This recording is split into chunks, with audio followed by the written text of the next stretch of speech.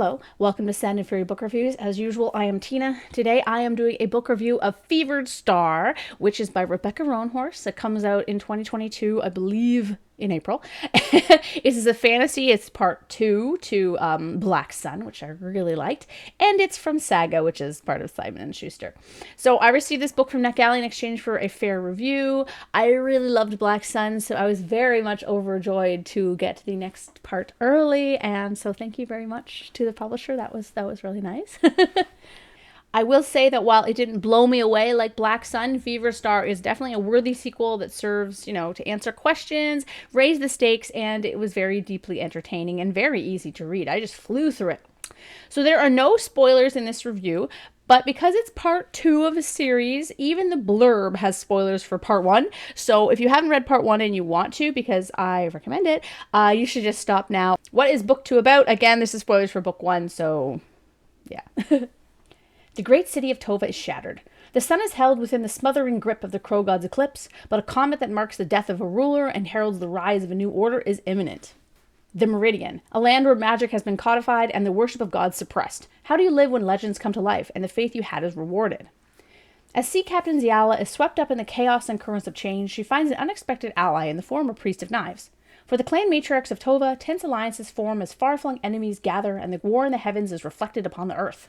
And for Sarapio and Narampa, both now living avatars, the struggle for free will and personhood in the face of destiny rages. How will Sarapio stay human when he is steeped in prophecy and surrounded by those who desire only his power?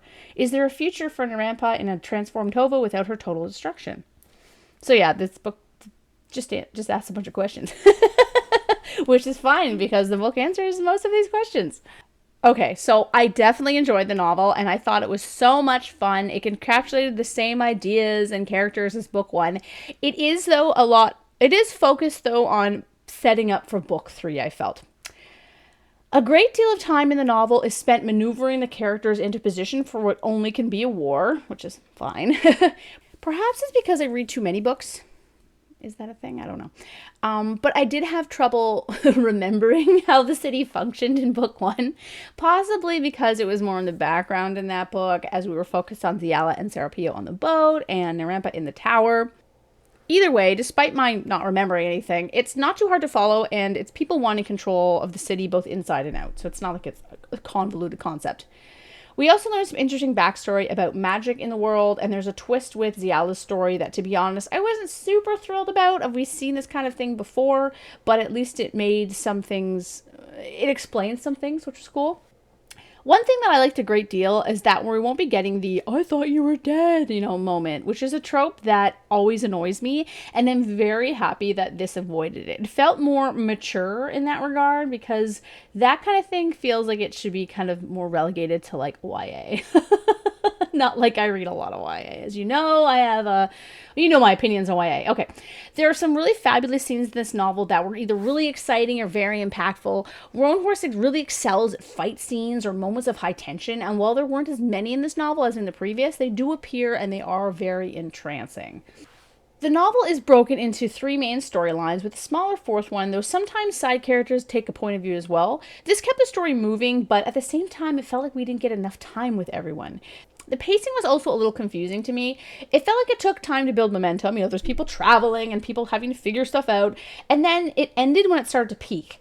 This could be a book 2 thing. I mean, sometimes that happens with book 2 because you're trying to set everything up and wrap some things up, and then, I'm not sure how you can avoid that. Likewise, when it came to the politics, there were too many new or side characters, so their squabbles felt like that. Like squabbles, not really a basis for war. I think I would have liked it better if we'd actually had more focus on the leaders of these other, groups, rather than the Ziala and those people kind of on the outside.